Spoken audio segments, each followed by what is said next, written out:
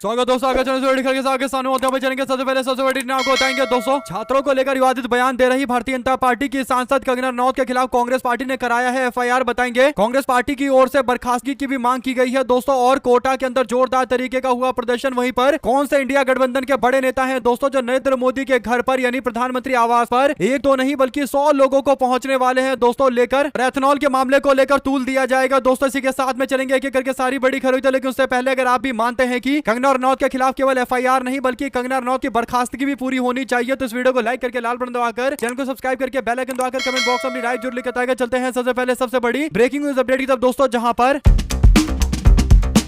कंगना रनौत जब भी कुछ बोलती है दोस्तों एकदम उल्टा बोलती है। ऐसा ही मामला सामने आता है जहां पर कंगना रनौत की तरफ से देश के युवाओं को लेकर विवादित बयान दिया गया दोस्तों। जेनजी जनरेशन को लेकर गटर शब्द का इस्तेमाल किया गया। इस बात को लेकर काफी ज्यादा रोष देखने को मिल रहा है। यानी जो बीजेपी का विरोध करे उसको लेकर कंगना रनौत हमेशा से उल्टा बयान देती रहती है। ऐसे में कांग्रेस पार्टी के नेताओं के द्वारा अब इस मामले को लेकर कंगना के खिलाफ लखनऊ के अंदर एफआईआर दर्ज करवाई गई है दोस्तों। केस दर्ज करवाया गया है। कांग्रेस पार्टी के नेता ने तहरीर देकर यह मामला दर्ज करवाया है। कांग्रेस पार्टी की नेत्री अनामिका यादव ने लखनऊ के हुसैनगंज में जाकर तहरीर दी है। और कांग्रेस की राष्ट्रीय कोऑर्डिनेटर ने हुसैनागंज थाने के अंदर कहा कि कंगना रनौत ने देश के छात्रों और छात्राओं के साथ साथ युवाओं का अपमान किया है। इस अपमान को कतई बर्दाश्त नहीं किया जाना चाहिए। और कांग्रेस पार्टी के प्रदेश के अध्यक्ष ने भी इस बात को और आगे बढ़ाया है दोस्तों। कांग्रेस के प्रदेश अध्यक्ष अजय राय ने मांग की है कि सांसद कंगना रनौत को तत्काल पोस्ट से सस्पेंड किया जाना चाहिए, यानी बर्खास्तगी होनी चाहिए। ऐसे व्यक्ति को देश का संसद में सांसद रहने का कोई अधिकार नहीं है। और एकदम सही मांग की गई है। तो आप लोग कमेंट बॉक्स में अपनी राय जरूर लिखकर बताएगा दोस्तों। चलते हैं एक और बड़ी अपडेट जहां पर कोटा के अंदर छात्रों के आंदोलन के साथ में अमित शाह इस्तीफा देकर जोर जोर से नारे लगाए गए दोस्तों। जिग्नेश मेवाड़ी इसका नेतृत्व कर रहे थे और अपने हाथ में उन्होंने अमित शाह के इस्तीफे की मांग को करते हुए तख्ती लहराते हुए लिखा था कि अमित शाह इस्तीफा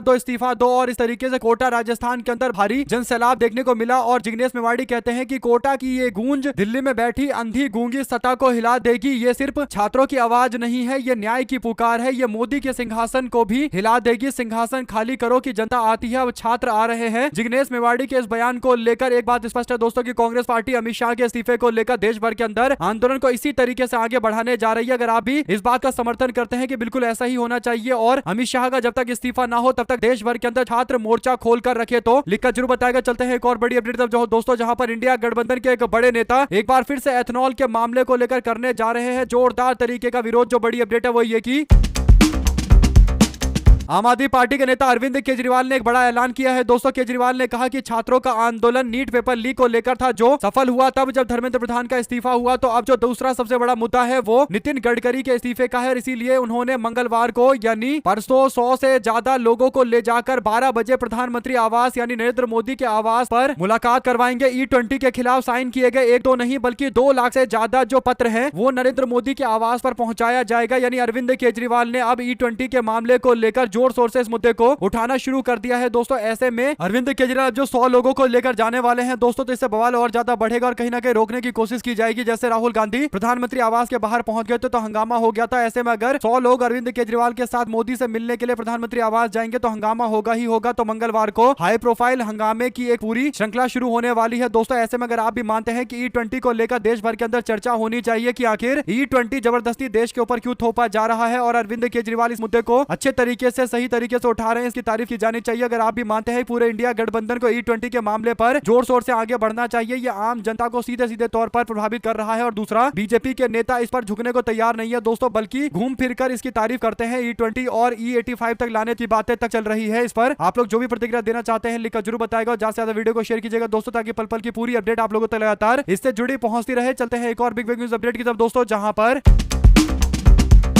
राहुल गांधी का प्रधानमंत्री मोदी पर हमला। राहुल कहते हैं कि छात्रों को प्रधानमंत्री की माफी की जरूरत नहीं है, मोदी जी को छात्रों से माफी मांगनी चाहिए। पेपर लीक ने कई सारे छात्रों के सपने छीन लिए। आगे उन्होंने कहा कि शोकाकुल परिवार से मिलेगा प्रधानमंत्री, छात्रों के साथ अन्याय बंद होना चाहिए। यानी एक और देश के अंदर छात्र नरेंद्र मोदी सरकार के पेपर लीक के कारण अपनी जान गंवा देते हैं दोस्तों, लेकिन नरेंद्र मोदी के मुंह से संवेदना के 2 शब्द नहीं निकलते। राहुल गांधी ने कहा कि अपने बच्चे को खोने वाले माता पिता के आंसू, उनका बिलखना, इसे बड़ा दुख कुछ नहीं होता। ये एक गम उनके साथ हमेशा जिंदा रहेगा और साथ ही रह जाते हैं। इस टूटी और भ्रष्ट एजुकेशन सिस्टम के बारे में कई सवाल, पेपर लीक, रद्द परीक्षाएं और सालों की तैयारी एक पल में बर्बाद हो जाती है। हमारे छात्रों को उस सिस्टम में ईमानदारी से मेहनत करने के लिए कहा जाता है जो खुद बेईमान है, और उसके बाद भी प्रधानमंत्री की यह हिम्मत है कि वो छात्रों को माफ करने की बात करते हैं। क्या वो एक शोकाकुल परिवार से मिले जिन्होंने अपने बच्चे को खोया, या उन लोगों से जिनकी जमा पूंजी, जिंदगी, वक्त, सपने सब पेपर लीक से छीन लिए गए? जवाब है नहीं। भारत के छात्रों को प्रधानमंत्री की क्षमा की जरूरत नहीं है, प्रधानमंत्री को उनसे माफी मांगनी चाहिए। ऐसे में आप लोग इस पर क्या राय देना चाहते हैं दोस्तों, कमेंट बॉक्स में लिखकर जरूर बताएगा। चलते हैं एक और बिग न्यूज अपडेट की तरफ, जहां पर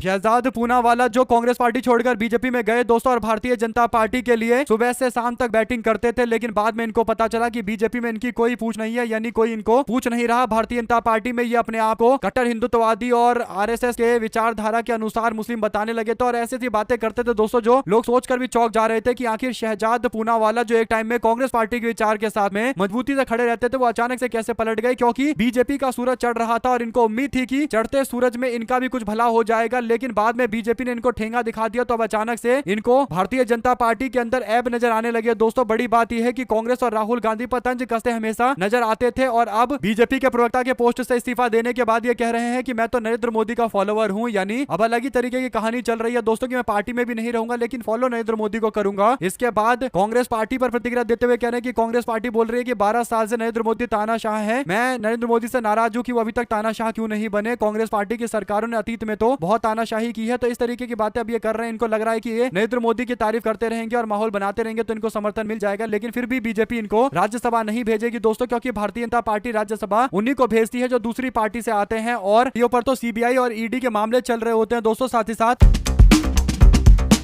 पुण्य प्रसून वाजपेयी कहते हैं कि पहली बार उसने माफ किया और ना ईडी भेजी, ना सीबीआई, ना कोई एफआईआर। पहली बार जिन शब्दों ने सोए को जगाया, जिन शब्दों ने डर को भगाया, पहली बार उन्हीं शब्दों पर एतबार हुआ, और पहली बार वो डराते डराते डरने लगा, डर कर माफ करने लगा। तो कहने का मतलब यह दोस्तों कि पुण्य प्रसून वाजपेयी बिल्कुल मौका नहीं छोड़ रहे नरेंद्र मोदी पर निशाना साधने का, क्योंकि नरेंद्र मोदी अब आम जनता से माफी मांगने की जगह आम जनता को माफी देने लगे हैं। यानी नरेंद्र मोदी हमेशा उस मूड में रहते हैं कि मैं तो दुनिया में अवतार लेकर आया हूँ, यानी देव पुरुष हूँ मैं, और मेरा जो मन करेगा वो करूंगा। यानी उनकी सरकार तमाम तरीके के कांड कर दे दोस्तों, मोदी के मुंह से एक शब्द माफी के नहीं निकलता। 21 बच्चों की जान चली गई, लेकिन एक संवेदना के शब्द नरेंद्र मोदी के मुंह से नहीं निकला। लेकिन उनको लग रहा है कि छात्रों ने उनको गाली दे दिया तो मैं माफ कर देता हूं। तो ऐसे में अगर आप भी मानते हैं कि किसी की जान जाना ये बड़ा मुद्दा है और इसीलिए नरेंद्र मोदी को संवेदना के 2 शब्द जरूर बोलने चाहिए, आप लोग इस पर अपनी राय जरूर लिखकर बताइएगा दोस्तों। ज्यादा से ज्यादा वीडियो को शेयर कीजिएगा। चलते हैं एक और बड़ी खबर की तरफ, जहां पर कांग्रेस के पूर्व अध्यक्ष राहुल गांधी ने शनिवार को प्रधानमंत्री नरेंद्र मोदी पर निशाना साधते हुए कहा कि देश के छात्रों को प्रधानमंत्री की क्षमा की जरूरत नहीं है, बल्कि उनको छात्रों से माफी मांगनी चाहिए। राहुल गांधी ने एक पोस्ट में उनके माता पिता के प्रति संवेदना व्यक्त की, जिन्होंने पेपर लीक के कारण अपने बच्चों को खो दिया। अपने बच्चों को खोने वाले माता पिता का दुख सबसे बड़ा होता है और ये पीड़ा उनके साथ हमेशा बनी रहती है। ऐसी घटनाएं देश की शिक्षा व्यवस्था पर कई सारे सवाल खड़ा करता है। उन्होंने आरोप लगाया कि पेपर लीक, रद्द होने वाली परीक्षाओं और वर्षों की तैयारी के एक पल में बर्बाद हो जाने जैसी घटनाओं के बीच छात्रों के एक ऐसे तंत्र में ईमानदारी से मेहनत करने की अपेक्षा की जाती है जो स्वयं बेईमान है। इसके बावजूद वो छात्रों को माफ करने की बात करते हैं। क्या प्रधानमंत्री उन शोकाकुल परिवार से मिले हैं जिन्होंने अपने बच्चे को खो दिया, या उनसे जिनकी जमा पूंजी, समय और जीवन और सपने पेपर लीक की घटनाओं से प्रभावित हुए हैं? राहुल गांधी ने कहा कि भारत के छात्रों को प्रधानमंत्री की क्षमा की जरूरत नहीं है, प्रधानमंत्री जी उनसे माफी मांगनी चाहिए, प्रधानमंत्री को उनसे माफी मांगनी चाहिए। और बात एकदम सही है दोस्तों, प्रधानमंत्री नरेंद्र मोदी अगर माफी नहीं मांगेंगे तो देश में कौन माफी मांगेगा, जब प्रधानमंत्री हर चीज का श्रेय लेते हैं। एक छोटा सा स्टेशन में 2-4 कैमरे लगाने के भी जब नरेंद्र मोदी उद्घाटन करने पहुंच जाते हैं तो फिर छात्रों की जान जाना तो एक बहुत बड़ा मुद्दा है, इस पर तो माफी मांगना ही चाहिए। ये तो देश समाज के प्रति भारतीय जनता पार्टी का सबसे बड़ा अपराध है और नरेंद्र मोदी जब तक माफी नहीं मांगेंगे तब तक उनकी सरकार के कारण 21 बच्चों की जान जाने को बिल्कुल भी भुलाया नहीं जा सकता। अगर आप भी मानते हैं कि संवेदना के 2 शब्द तो बोले जा सकते हैं, लेकिन नरेंद्र मोदी अपनी ही अकड़ में है, तो अपनी राय जरूर लिखकर बताएगा। साथ साथ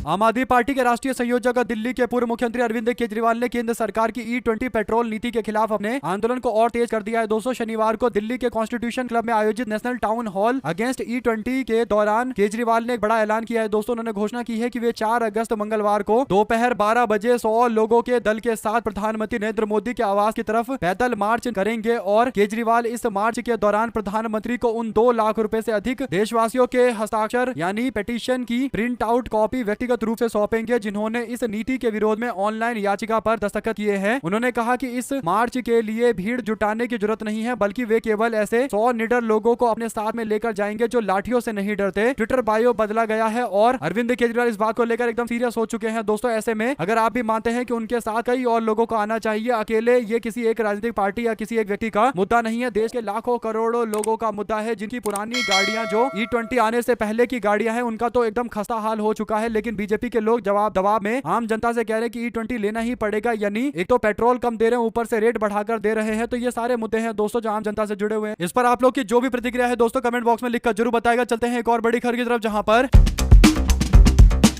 मोदी जी क्या ये शरारती बच्चे नहीं है, ये सवाल पूछ रही हैं पूर्व मुख्यमंत्री दिल्ली की आतिशी। दरअसल दोस्तों आतिशी ने बीजेपी के पूर्व दक्षिण दिल्ली के सांसद रमेश विधूड़ी का एक वीडियो शेयर किया है दोस्तों, जिस वीडियो में रमेश विधूड़ी बसपा के एक मुस्लिम सांसद को लेकर अभद्र गालियां दे रहे हैं। दोस्तों ऐसी गालियां दे रहे हैं, आप लोग को याद ही होगा किस तरीके से मुस्लिम होने के प्रति इस तरीके का विवादित बयान दिया गया, अपशब्द बोले गए और संसद में बोला गया, लेकिन विधूड़ी के ऊपर कोई कार्रवाई नहीं की गई। तो अब आतिशी ने कहा कि मोदी जी क्या ये लोग शरारती बच्चे नहीं है, यानी नरेंद्र मोदी का जो ये सांसद है क्या ये शरारती बच्चे के परिभाषा में आते हैं, नहीं आते क्या? इनका सांसद भी गंदी जो गालियां देता है वो कल्चरल शॉक नहीं था जो नरेंद्र मोदी युवाओं को लेकर दावा कर रहे थे कि हमारे देश के कुछ युवा आंदोलन के दौरान गालियां दे रहे थे, तो हमें लगा कि ये तो कल्चरल शॉक है, यानी अचानक से लोगों को झटका लगा कि क्या देश का युवा इस तरीके की बातें कर सकता है। जब नरेंद्र मोदी युवाओं की दुहाई दे रहे हैं कि युवाओं को कल्चरल शॉक वाले बयान नहीं देने चाहिए, गंदी गालियां नहीं देनी चाहिए, तो ये बीजेपी का नेता सदन में खड़ा होकर एक मुस्लिम सांसद के प्रति अभद्र तमाम भद्दी गालियां दे रहा है दोस्तों। तो इसके ऊपर तो नरेंद्र मोदी के मुंह से एक शब्द नहीं निकला। अगर आप भी मानते हैं कि नरेंद्र मोदी और बीजेपी के लोग गाली गलोच और सुचिता की बातें तो नहीं करे, खुद नरेंद्र मोदी के इतने अपशब्द हैं दोस्तों, इतनी तरीके की महिला विरोधी बयान है कि उसका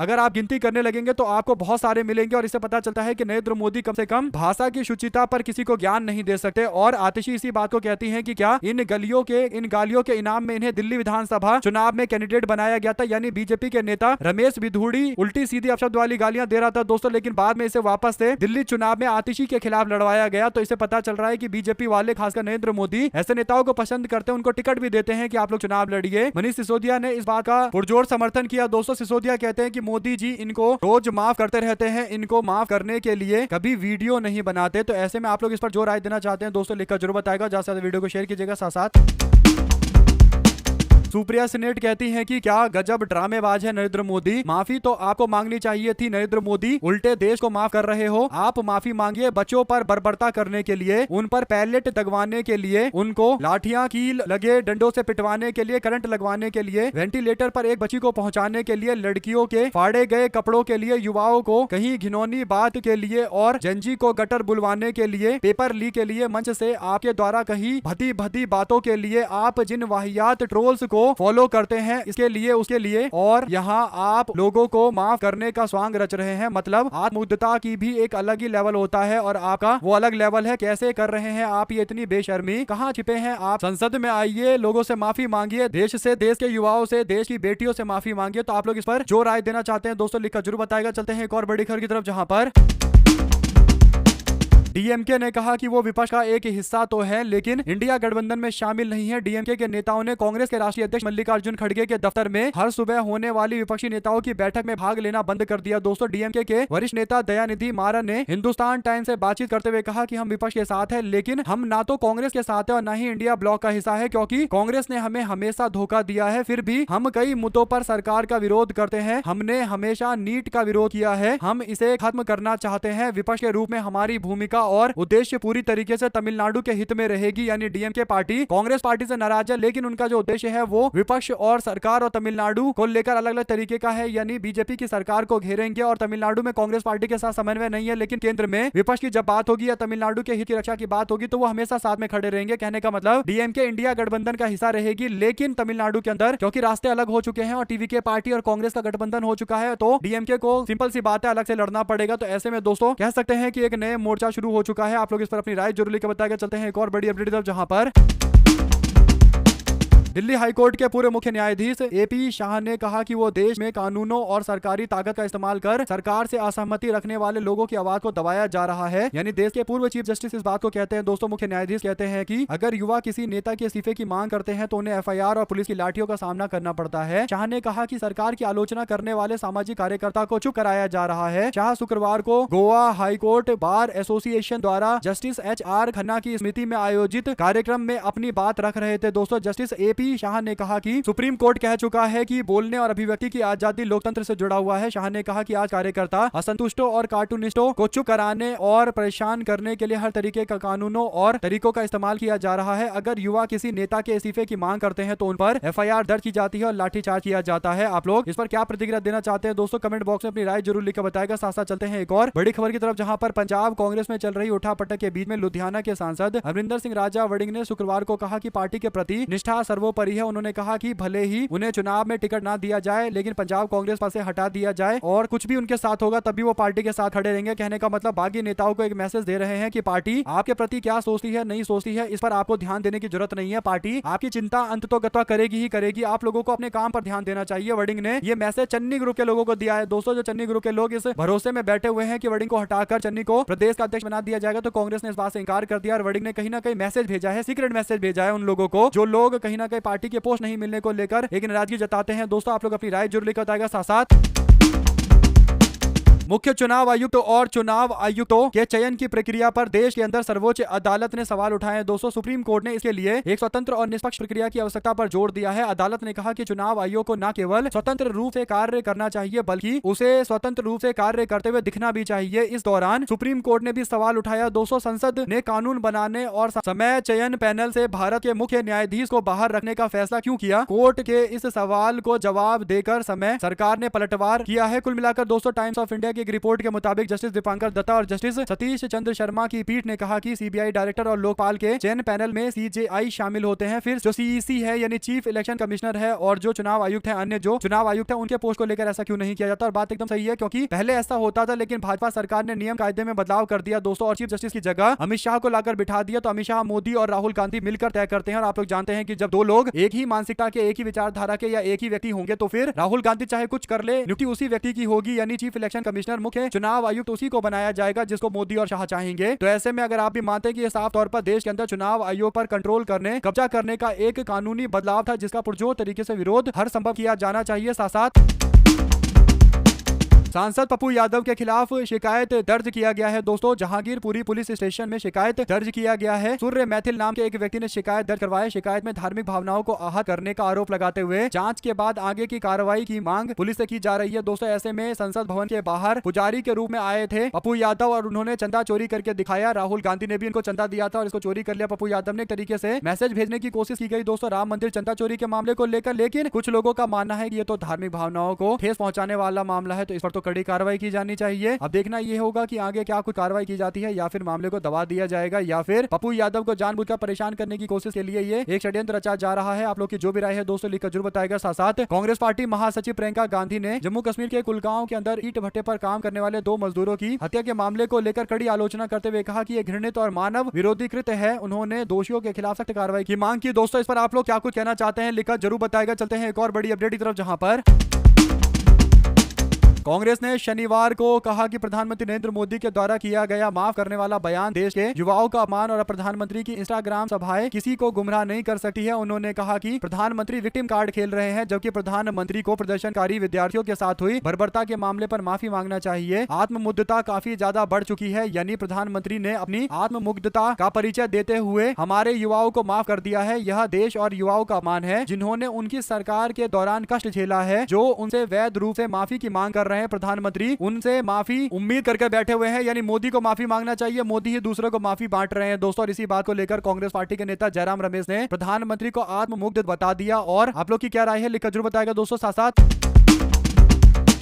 प्रधानमंत्री नरेंद्र मोदी का वीडियो कथित टेक्निकल ग्लिच के चलते कुछ समय के लिए फेसबुक और इंस्टाग्राम से हट गया दोस्तों। इसको लेकर बीजेपी समर्थकों की शिकायत पर तेलंगाना के cyber crime DCP V Arvind Babu ने 29 जुलाई को एफआईआर दर्ज की थी दोस्तों। अब राज्य की कांग्रेस सरकार 3 दिनों के अंदर ही साइबर क्राइम डीसीपी तबादला कर दिया है। इस मामले में सूत्र बताते हैं कि कांग्रेस सरकार अपने राज्य में मेटा के खिलाफ दर्ज एफआईआर से काफी हैरान थी, क्योंकि कांग्रेस जनता पार्टी के नेतृत्व में हुए छात्रों के विरोध प्रदर्शन को कांग्रेस ने पूरा समर्थन किया था दोस्तों। वरिष्ठ पुलिस अधिकारी भी इस घटनाक्रम से चौंक गए और मुख्यमंत्री कार्यालय द्वारा भाजपा समर्थकों की शिकायतों के आधार पर मामले दर्ज किए जाने के बारे में पूछताछ किए जाने पर शर्मिंदा हो गए दोस्तों। और मेटा पर क्यों लगाए गए ये आरोप, ये भी एक बड़ा सवाल है। बीजेपी समर्थकों से 29 जुलाई को मिली शिकायत के आधार पर तेलंगाना साइबर अपराध शाखा ने प्रधानमंत्री नरेंद्र मोदी को निशाना बनाते हुए कथित रूप से मॉफ्ड और आपत्तिजनक सोशल मीडिया सामग्री के संबंध में 2 मामले दर्ज किए हैं दोस्तों। इन मामलों में फेसबुक और इंस्टाग्राम खातों के संचालक के साथ साथ मेटा इंडिया के प्रमुख का नाम भी शामिल हुआ है। कंपनी ने कहा कि वैध कानूनी आदेश प्राप्त होने के बाद उनसे कुछ कथित आपत्तिजनक सामग्री को हटा दिया गया है। तो ऐसे में बीजेपी के लोगों को परेशानी ये है कि मेटा यानी सोशल मीडिया प्लेटफॉर्म फेसबुक के द्वारा भारतीय जनता पार्टी को लेकर भी जो प्रतिक्रिया दी जा रही है दोस्तों, और बीजेपी को भाव नहीं दिया जा रहा है। इस बात से बीजेपी के लोग बौखलाए हुए हैं कि हम तो सरकार में, हमारी क्यों नहीं सुन रहे हैं। यानी बीजेपी वाले चाह रहे थे कि विपक्ष की आवाजों को दबा दिया जाए और सत्ताधारी दल के लोगों की आवाज को ना दबा जाए, लेकिन मामला एकदम उल्टा पड़ जाता है। तो फिर बीजेपी वालों को दुख बहुत हो रहा है दोस्तों। इस पर आप लोग जो कुछ कहना चाहते हैं लिखकर जरूर बताएगा। चलते हैं एक और बड़ी अपडेट की तरफ, जहां पर देश के प्रधानमंत्री 24 घंटा विक्टिम कार्ड खेलते रहते हैं। मुझे गाली दी, मां को गाली दी, चुनाव में विपक्ष ये कर रहा है, वो कर रहा है, बच्चे गाली दे रहे हैं। तो अब इस पर पत्रकार सोहित मिश्रा कहते हैं कि बलात्कारी बाबाओं को देश के अंदर पैरोल मिलता है, इनको कोई दिक्कत नहीं है। नेताओं पर मी टू के आरोप लगते हैं, कोई दिक्कत नहीं है। 50 करोड़ की गर्लफ्रेंड वाला बयान नरेंद्र मोदी देते हैं, कोई दिक्कत नहीं है। आपको युवाओं की भाषा से परेशानी है तो पहले अपनी भाषा सुधारिए, विक्टिम कार्ड खेलना बंद करिए, जनजी की भाषा में आप कीजिए। आप लोग क्या कुछ कहना चाहते हैं दोस्तों लिखिएगा जरूर। बहुत बहुत धन्यवाद सभी दोस्तों, भाइयों बहनों मित्रों का। जय हिंद।